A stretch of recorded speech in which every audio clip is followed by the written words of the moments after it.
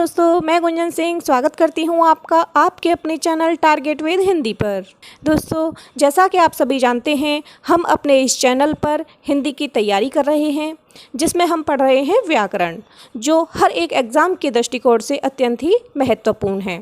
हम यह डिस्कस कर चुके हैं कि व्याकरण के 3 भाग होते हैं, वर्ण, शब्द और वाक्य, जिसमें हम वर्ण पढ़ चुके हैं और पिछली क्लासेस का जो भी हमने पढ़ा है उनका कल हम रिवीजन भी कर चुके हैं।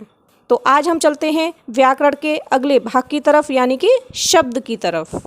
तो जिन्होंने हमारे चैनल को अभी तक सब्सक्राइब नहीं किया, वह प्लीज़ हमसे जुड़ने के लिए हमारे चैनल को अभी सब्सक्राइब करें, जिससे आने वाली हर एक वीडियो आपको मिल सके। शब्द को अच्छी तरह से जानने के लिए हमारी वीडियो को लास्ट तक अवश्य देखें। तो शुरू करते हैं। शब्द।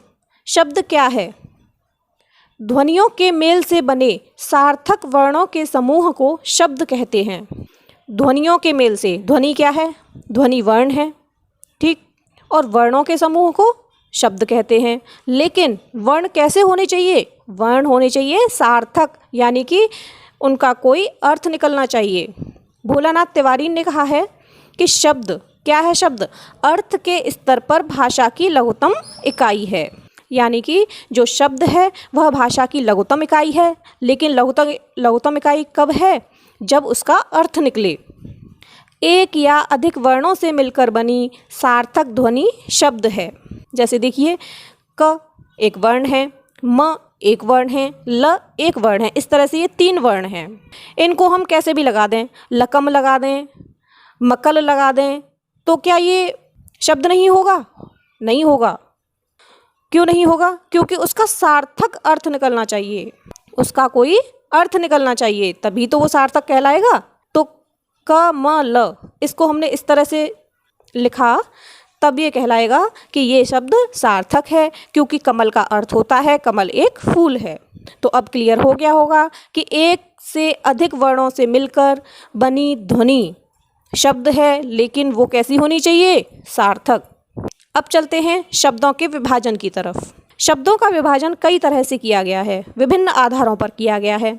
सबसे पहले हम देखते हैं बनावट या रचना के आधार पर। जैसे एक बच्चा होता है, आदमी होता है, ठीक, उसके शरीर की बनावट कैसी है, रचना कैसी है, उसके आधार पर इंसानों के नामकरण किए जाते हैं ना। जैसे बच्चा है, अगर किसी के बच्चा पैदा हुआ है, वह गोरा है तो उसका नाम रख दिया भूरा, है ना। अगर कोई काला है उसका नाम रख दिया कलुआ। तो ये रचना, बनावट किस तरह का है? लंबा है तो लंबू रख दिया। इस तरह के जो नाम रखे जाते हैं ये रचना के आधार पर रखे जाते हैं। ठीक उसी तरह से शब्दों का विभाजन भी बनावट या रचना के आधार पर देखते हैं। सबसे पहले रचना के आधार पर 3 भागों में विभाजित किया गया है, रूढ़ शब्द, यौगिक शब्द और योग रूढ़ शब्द। सबसे पहले हम देखते हैं रूढ़ शब्द। रूढ़ शब्द से मतलब है कि अगर कोई रूढ़ शब्द है उसका हम खंड करते हैं, उसे हम विभाजित करते हैं, तो उसका विभाजन संभव न हो। अगर हम किसी शब्द के 2 टुकड़े कर दें, 2 खंड कर दें, तो और उनका कोई अर्थ न निकले, तो वह क्या कहलाएंगे? रूढ़ शब्द। जैसे नाक। नाक क्या है? एक शब्द है। अगर हम इसका विभाजन करें, इसके खंड करें, तो क्या होगा? ना और क। तो यहाँ ना का कोई अर्थ है? नहीं है। क का कोई अर्थ है? नहीं है। तो ये क्या है? रूढ़ शब्द है। नेक्स्ट है यौगिक शब्द। यौगिक शब्द बना है योग प्लस इक, यानी कि योग में इक प्रत्यय लगाकर हमारा यौगिक बना। यौगिक शब्द वे होते हैं जिनके अगर हम खंड करें तो उन दोनों खंडों के जो अर्थ निकले वो कैसा निकले? सार्थक, यानी कि 2 शब्दों के मेल से बना शब्द यौगिक शब्द कहलाता है।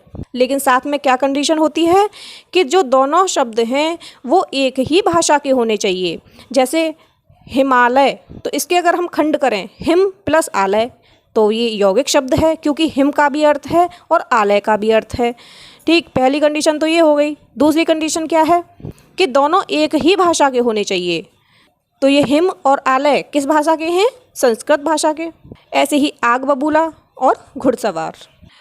तो जो शब्द एक ही भाषा के हों और दो शब्द जुड़कर नए शब्द का निर्माण करें वह यौगिक शब्द कहलाते हैं। उसके बाद चलते हैं हम योगरूढ़ शब्द की तरफ। योगरूढ़ शब्द में यौगिक शब्द की भी विशेषता होती हैं और रूढ़ शब्द की भी विशेषता होती हैं। जैसे योगरूढ़ शब्द यौगिक शब्द की तरह ही बनते हैं। इसमें हम किसी शब्द को दो खंडों में विभाजित कर सकते हैं और उनका अर्थ भी निकलता है, लेकिन इस शब्द का जो भी अर्थ निकलता है वो किसी एक ही चीज़ के लिए या एक ही वस्तु के लिए इशारा करता है। जैसे लंबोदर, लंबोदर के अगर हम खंड करें तो क्या होगा, लंबा उदर, यानी कि जिसका मोटा पेट है। लेकिन जिसका मोटा पेट है यानी जिन जिन लोगों का मोटा पेट है वो सब लंबोदर नहीं कहलाएंगे। कहलाएंगे कौन लंबोदर? गणेश जी। तो ये जो लंबोदर शब्द है ये रूढ़ हो गया है।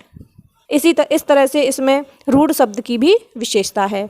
उसी तरह से पंकज, पंकज का अर्थ होता है कीचड़ में खिलने वाला। अब भाई कीचड़ वाली जितनी भी वस्तुएं होती हैं वह सब पंकज यानी कमल थोड़ी ना कहलाएंगी। तो इस तरह से ये जो पंकज है ये कमल के लिए ही रूढ़ हो गया है।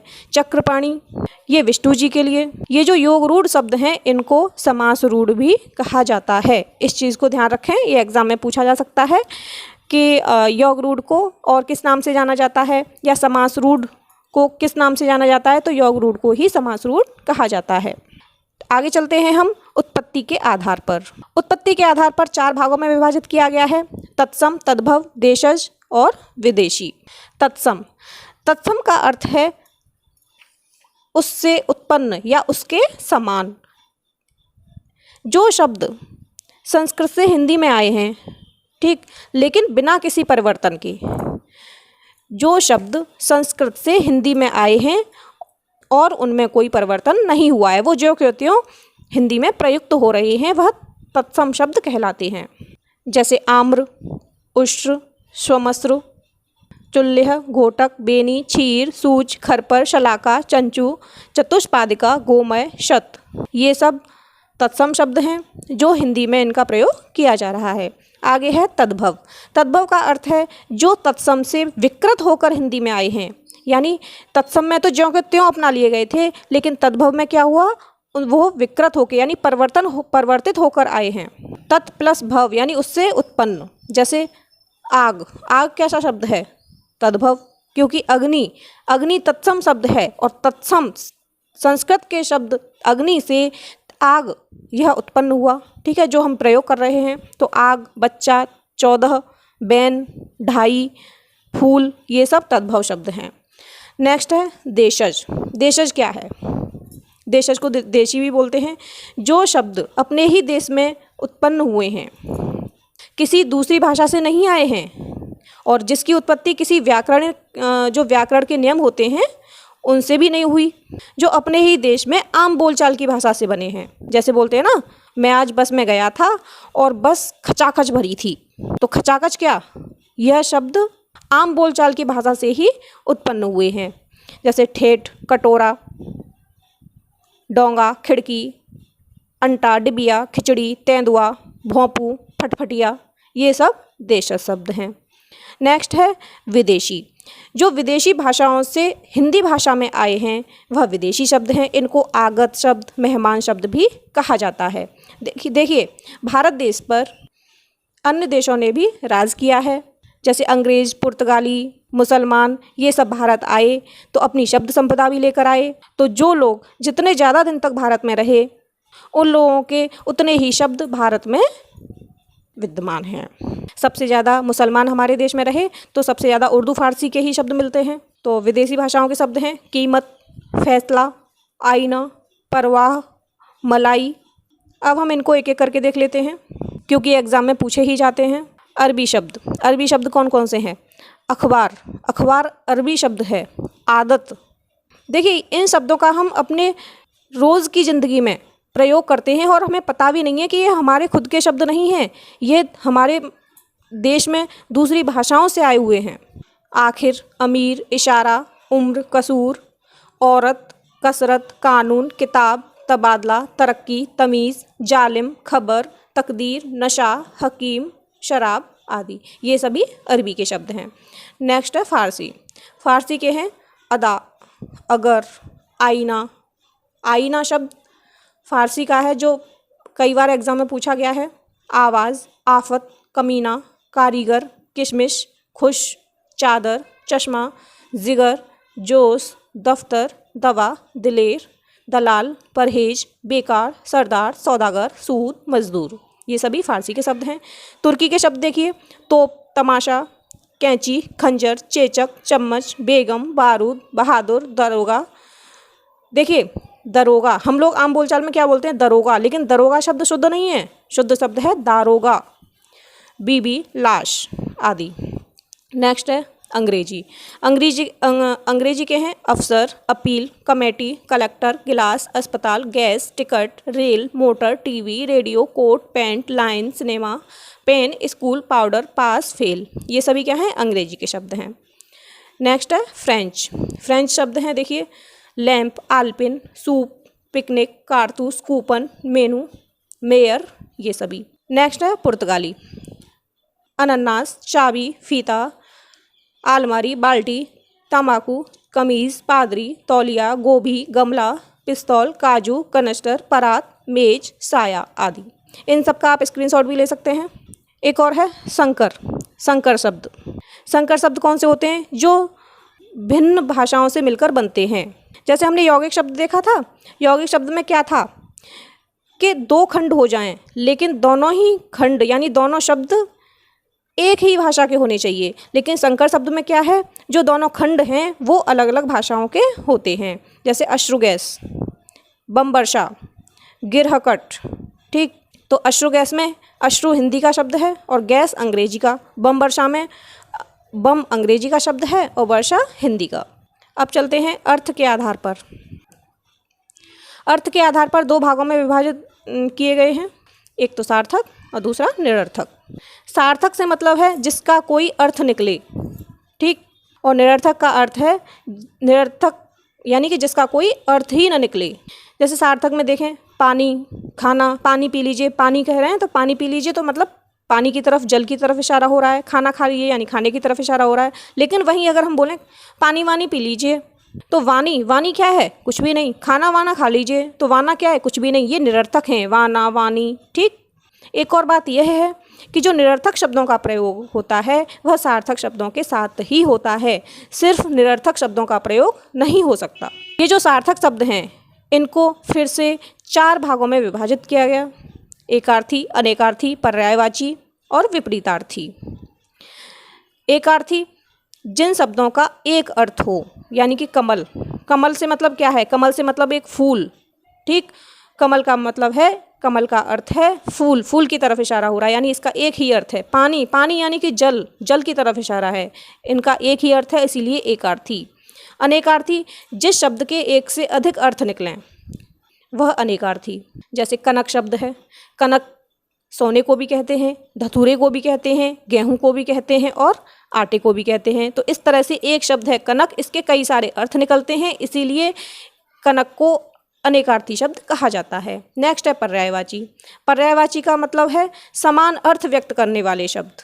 जैसे अमूल्य, जो ये अमूल्य शब्द है इसके समानार्थी शब्द हैं अनमोल, मूल्यवान, बेशकीमती। इन सबको एक वाक्य में एक दूसरे के स्थान पर प्रयोग करें तो उस वाक्य का जो अर्थ है वो चेंज नहीं होगा। जैसे उसके वाक्य अनमोल हैं या उसके अनमोल वचन, इसकी जगह पर अगर हम ये बोलें कि उसके वचन बहुत मूल्यवान हैं, अमूल्य हैं, तो उसका अर्थ नहीं बदलेगा, मतलब समान अर्थ व्यक्त करते हैं। नेक्स्ट है विपरीतार्थी। विपरीतार्थी का मतलब होता है उल्टा अर्थ, यानी विलोम शब्द। जो शब्द उल्टा अर्थ व्यक्त करते हैं, उल्टे अर्थ का बोध कराते हैं, वह विपरीतार्थी कहलाते हैं। जैसे दिन, हमने बोला दिन, दिन का उल्टा हो गया रात, तो रात क्या कर रहा है दिन का, विपरीतार्थी यानी विपरीत अर्थ ही तो दे रहा है, उल्टा अर्थ ही तो दे रहा है। तो इस तरह से दिन, रात, इच्छा, अनिच्छा, ये सभी अर्थ के आधार पर इनको 4 भागों में विभाजित किया गया है। देखिए हम एक वीडियो बनाएंगे, 1 या 2, जिसमें पिछले 10 साल में जितने भी ये एकार्थी, अनेकार्थी, पर्यायवाची, विपरीतार्थी, तत्सम, तद्भव जितने भी आए हैं एग्ज़ाम में, उन सबको रखेंगे, उन सबको हम क्लास में करा देंगे। लेकिन आप डेली शब्दकोश की एक बुक ले लीजिए, एक वासुदेव नंदन की आती है, एक हरदेव बहारी की आती है, वो दोनों ही अच्छी हैं, तो डेली 10-10 पढ़ लीजिए, एग्ज़ाम टाइम में काफ़ी हेल्प मिलेगी। नेक्स्ट है प्रयोग के आधार पर। प्रयोग के आधार पर 2 तरह के होते हैं, विकारी और अविकारी। विकारी शब्द में जिन शब्दों में लिंग, वचन और कारक के अनुसार विकार उत्पन्न हो। विकार का मतलब होता है परिवर्तन, परिवर्तन हो जाए। जैसे राम स्कूल जाता है, ये एक वाक्य है।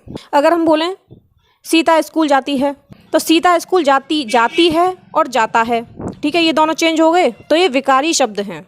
कौन कौन से हैं विकारी शब्द? संज्ञा, सर्वनाम, क्रिया, विशेषण। ये जो चारों हैं, संज्ञा, सर्वनाम, क्रिया, विशेषण, इनमें लिंग के कारण, वचन के कारण और कारक के अनुसार विकार उत्पन्न हो जाता है। जैसे एक शब्द है राम, ये संज्ञा है, एक शब्द है सीता, ये भी संज्ञा है। यहाँ राम और सीता का लिंग अलग अलग है, राम पुल्लिंग है, सीता स्त्रीलिंग है। इस कारण राम का शब्द आ रहा है और सीता के साथ क्या आ रहा है? की। तो इस तरह से लिंग के कारण चेंज हो रहा है। सर्वनाम में भी उसका, उसकी, लिंग के कारण चेंज हो रहा है। जाता है, जाती है, क्रिया में भी परिवर्तन आ रहा है। और विशेषण यानी अच्छा है, बुरा है, अच्छे हैं या अच्छा है, इसमें भी चेंज आ रहा है। तो ये सभी हैं विकारी। इनको हम जब व्याकरण पढ़ेंगे उसमें विस्तृत रूप से चर्चा करेंगे। नेक्स्ट है अविकारी। अविकारी का मतलब है जिसमें विकार उत्पन्न न हो, यानी जिसमें कोई परिवर्तन न हो पाए। जैसे क्रिया विशेषण, संबंध बोधक, समुच्चय बोधक और विस्मयादि बोधक, ये चार हैं अविकारी। इन शब्दों में लिंग, वचन, कारक, काल किसी के कारण भी परिवर्तन नहीं होता। जैसे गीता धीरे धीरे चलती है, चाहे हम ये बोल दें गीता धीरे धीरे चलती है, चाहे हम ये बोल दें मोहन धीरे धीरे चलता है, लिंग परिवर्तन हो जाए या वचन परिवर्तन हो जाए। लड़के धीरे धीरे चलते हैं, लड़की धीरे धीरे चलती है। तो जो धीरे धीरे शब्द है ये क्रिया विशेषण है और यह परिवर्तन इसमें बिल्कुल भी नहीं हो रहा, तो यह अविकारी है। ऐसे ही संबंध बोधक, सीता की बहन, मोहन की बहन, तो जो की शब्द है ये संबंध बोधक है। समुच्चय बोधक और तथा ये भी चेंज नहीं होते। विस्मयादि बोधक, अरे अच्छा, ये सब विस्मयादि बोधक हैं, इनमें भी कोई परिवर्तन नहीं होता। तो जिसमें परिवर्तन न हो वह अविकारी शब्द और जिसमें परिवर्तन हो वह विकारी शब्द। विकारी शब्द हैं संज्ञा, सर्वनाम, क्रिया विशेषण। अविकारी हैं क्रिया विशेषण, संबंध बोधक, समुच्चय बोधक और विस्मयादि बोधक। इन सब के बारे में हम वन बाय वन डिटेल से पढ़ते रहेंगे, तो बने रहिए हमारे साथ। आज के लिए बस इतना ही। धन्यवाद।